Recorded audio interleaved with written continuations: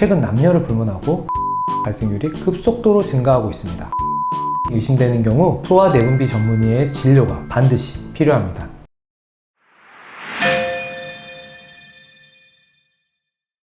안녕하세요. 소아내분비 전문의 노정기입니다. 아이를 키우는 부모님들이시라면 한 번씩은 다들 들어보셨을 겁니다. 성조숙증. 오늘은 성조숙증이란 무엇인지에 대해 알아볼 건데요. 최근 들어 성조숙증에 대한 관심이 더욱더 증가하고 있죠. 그 이유로 두 가지가 떠오르는데요. 첫 번째로 성조숙증으로 인해 아이의 최종 성인 키가 작아지지 않을까 하는 걱정. 두 번째는 여자아이들에게만 해당하는 것으로 성조숙증으로 인해 초경을 빨리 하게 되면 키가 멈추거나 아이에게 신체적, 정서적 문제가 생기지 않을까 하는 두려움입니다. 성조숙증이란 무엇일까요? 쉽게 설명드리면 지금까지 살아온 물리적인 시기에 해당하는 만 나이에 비해 실제 몸의 나이가 빨라지는 질환입니다. 이로 인해 사춘기가 또래 아이들보다 조기에 시작하게 되는 거죠. 성조숙증 발생률은 꾸준히 증가하고 있는데 국민건강보험공단에서 배포한 자료에 의하면 2013년 6만 7천 명이던 성조숙증 환자가 2019년 9만 5천 명으로 무려 42.3%나 증가하였고 이후 2020년 13만 6천 명까지 증가하였습니다. 성조숙증은 남아와 비교하여 여아에서 5배에서 10배 정도 흔하게 발생한다고 알려져 있지만 최근 남녀를 불문하고 성조숙증 발생률이 급속도로 증가하고 있습니다. 실제로 남아에서 매년 적지 않은 비율로 성조숙증이 진단되고 해가 갈수록 점차 증가하는 경향을 보이며 뇌종양과 같은 심각한 질병과 연관되어 있을 가능성도 여아에 비해 더 높습니다.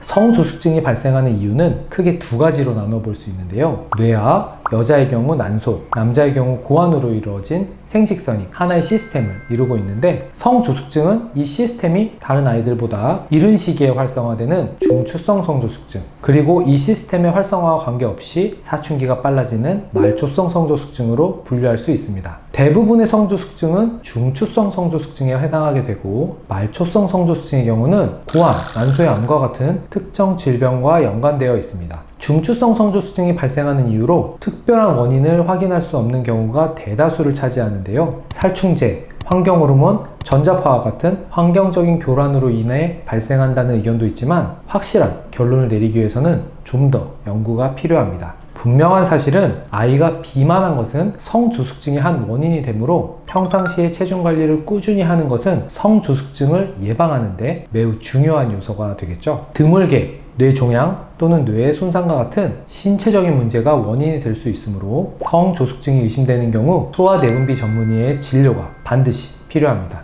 이와 더불어 성조숙증은 한 가족에서 여러 명이 함께 진단되는 가족력을 보이는 경우가 매우 많으므로 성조숙증 환자의 형제, 자매의 경우 성조숙증 발생 여부를 항상 면밀하게 체크해 보아야 합니다. 이번 영상을 통해 성조숙증이 어떠한 질환인지에 대해 알게 되셨을 겁니다. 다음 영상에서는 성조숙증을 어떠한 경우에 의심해야 하는지 알아보도록 하겠습니다. 지금까지 영상 시청하시느라 고생 많으셨고요. 다음 영상에서 뵐게요. 시청해주셔서 감사합니다.